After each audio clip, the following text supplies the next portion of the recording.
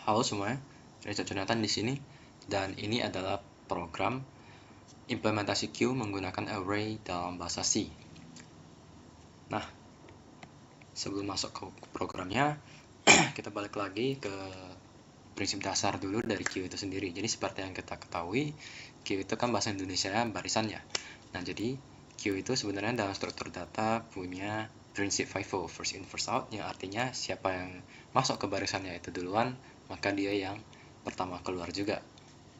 Nah, lalu ada juga beberapa operasi penting di queue ini. Pertama ada enqueue atau add, jadi data itu ditambahkan ke barisan atau orang baru masuk ke barisannya. Lalu ada dequeue, itu artinya menghapus datanya dari barisan itu atau orang keluar dari barisan itu. Lalu ada dua lagi, itu adalah isEmpty dan isFull. Jadi isEmpty ini gunanya itu buat ngecek apakah queue-nya itu kosong, dan isFull ini gunanya untuk ngecek apakah queue-nya itu penuh. Nah, di sini pertama-tama standar lah ya, pakai library standard. Lalu saya definisikan di sini max size-nya itu 5, jadi nanti cobaknya juga gak usah banyak banget. Kemudian saya buat suatu struct dengan nama elemen. Nah, ini fungsinya untuk menyimpan nama dari inputannya dan maksimalnya itu 30 karakter. Selanjutnya saya buat struct namanya queue. Nah, ini gunanya itu untuk mengisi array queue dari variabel rear, front, full, dan empty yang saya jelaskan sebelumnya. Dan ini gunanya untuk ya nandain apakah queue-nya itu penuh atau kosong. Oke, selanjutnya ada function init queue, digunakan untuk menginisialisasi queue sudah siap dipakai. Jadi pada awalnya front dan rear-nya itu sama-sama menunjukkan 0, dan status full-nya itu kita buat 0, artinya dia false dan tidak penuh. Dan ini QMT-nya dibuat true. Oke.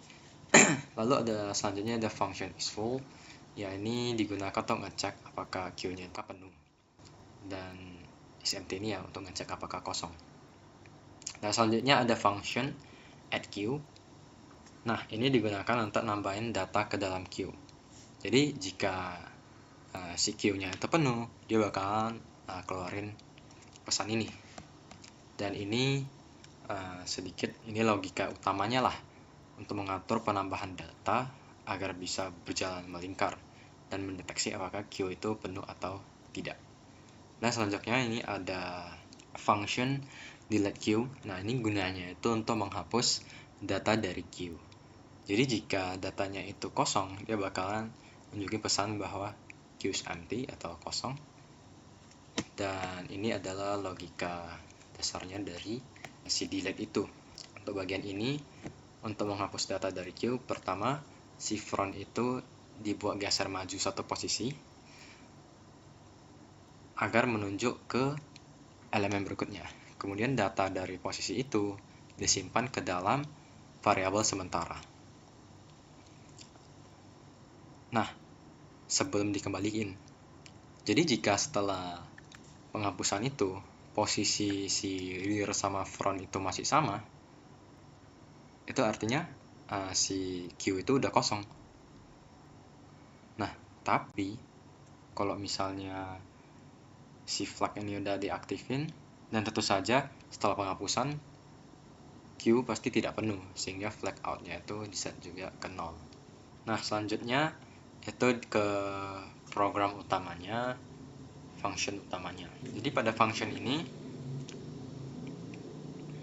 program itu minta input dari user seperti ini. Jadi user harus ketik add, baru masukin nama yang mau dimasukin untuk masukkan nama ke dalam queue.